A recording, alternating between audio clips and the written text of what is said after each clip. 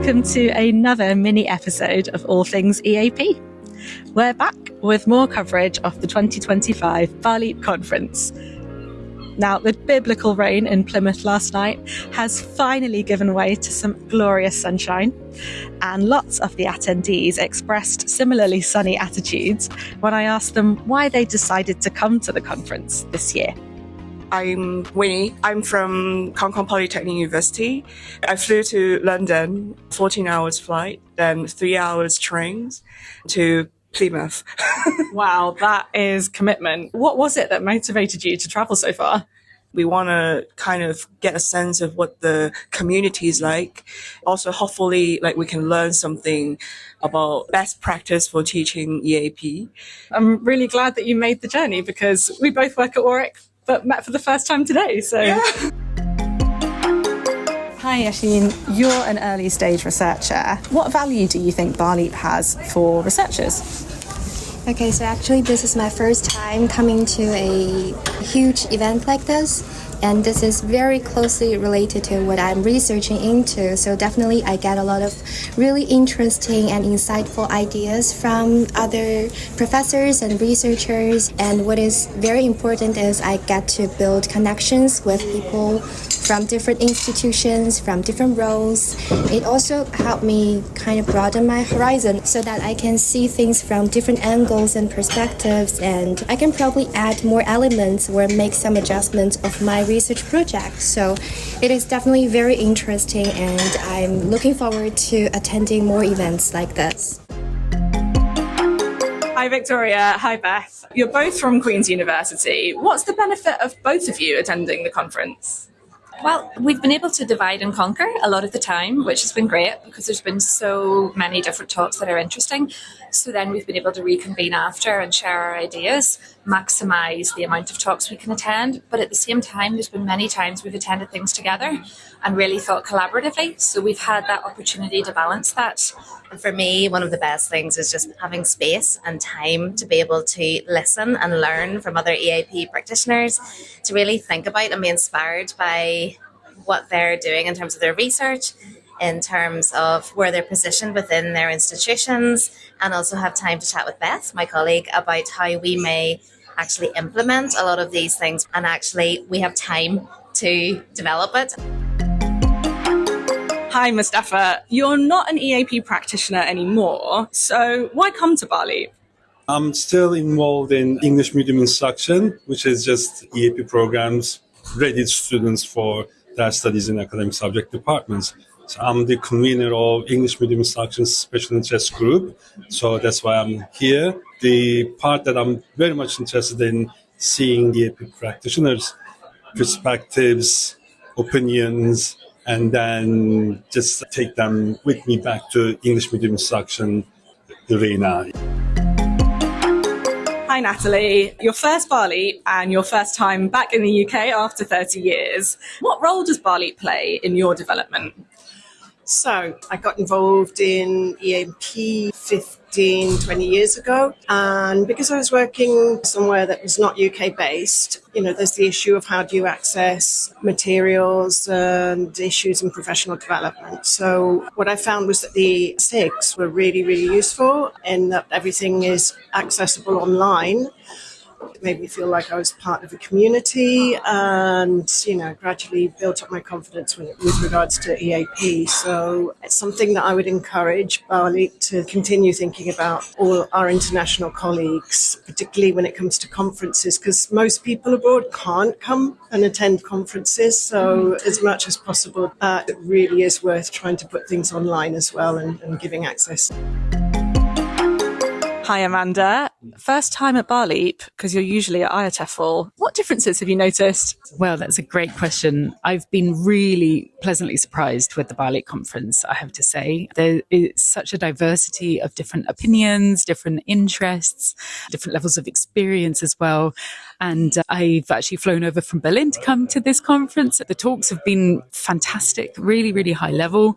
It's a bit smaller than the IATEFL conference, but I do like how specialized it is. And you can really get into depths of EAP. Sometimes it's been a bit intimidating, especially with the people who teach on doctoral programs, but I feel like part of the family here. Is there anything that you think BALEAP could learn from IATEFL? One thing that I've noticed is the lack of social media presence. Maybe having a hashtag like hashtag BALEAP 2025 could be great for the next conference. Day 3 also included another excellent keynote, this time from Ramsey Morabit of the University of Leeds. Hi Ramsey, you gave a great keynote about research about, with, for international students, or rather students who are labelled international. Can you tell us about your ideas? Okay, I'll just tell you about one specific idea. Doing research with international students is an amazing thing to do. It's already questioning the fact that we do research on students, as if we objectify them, we turn them into a research object or a source of cultural capital, or we turn our research into an extractive process. Whatever research that comes alongside that is good, like looking at students as partners, co-creation, collaboration, community, all of that is good. But that's probably the second step for me, because the first step is the structural composition of the institution where we do all of this nice research. When we think about it, is it equal? Is it fair? Does it have any forms of hierarchy, any forms of power that we can question first in order for collaboration to be meaningful? The answer is yes, there is a lot of inequality. The very first inequality is basically the fact that international students fall outside of the perimeter of social justice. When you think about access, widening participation, you find that it's a home student terrain. It's an environment for those who are considered into legal systems as citizens, basically. Whereas when it comes to international students, the opportunities are either limited, they come out of, charity, we are helping the other. They are not out of the assumption that people are actually human beings deserving of social justice like anybody else, basically. So in order for us to make collaboration, partnership, co-creation, community, all of these nice words meaningful and of actual impact, we need to first deal with the structural inequalities that exist institutionally. But the keynote wasn't the only session that had people talking.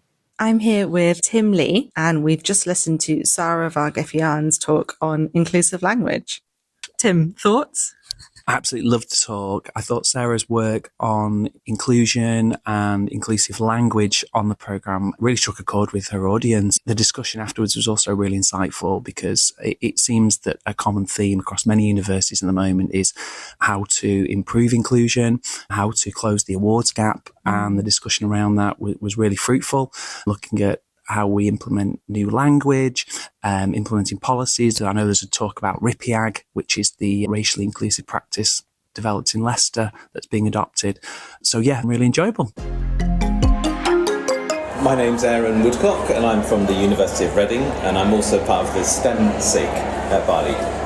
So you were telling me about a really interesting talk that you went to. Yeah, that's right. I really enjoyed a talk about putting AI into an EAP curriculum. It was by Cassie from University of Manchester, and she had some really useful frameworks and strategies for doing that. Last but not least, let's take a quick peek behind the scenes. I'm Katie Rhodes and I'm a Senior Event Support Coordinator here at the University of Plymouth. So organising all kinds of events from evening lectures to full-blown 4-day conferences like BALEAP 2025. And what do you like about your job? I love that no 2 days are the same. I love the kind of challenge and the firefighting and dealing with everything as it gets thrown at me. And I hope that I do a good job of it, knowing I sometimes drop a ball here and there. I mean, it all looks really impressive from our perspective, so well done. And if there's one thing you could change about your role in organising this conference, what would it be? So me and technology are not very good friends, and we rely on it so heavily. Things like the app that we use for this event has been absolutely amazing and such a lifesaver, but keeping it up to date and making sure that that matches the paper versions and all that kind of thing is just, it can be a real headache. So anytime I can delegate that to someone else, 100% I will. Thanks for tuning in to our snapshot of day 3 of the BALEAP conference. I'll leave you here outside the National Marine Aquarium, where the Plymouth team are putting the finishing touches to what I'm sure will be a lovely dinner. Also, best conference dinner venue ever? Shh, don't tell anyone I said that. If you do have any suggestions or feedback, please get in touch at podcast@baleap.org. In the meantime, enjoy the sunshine.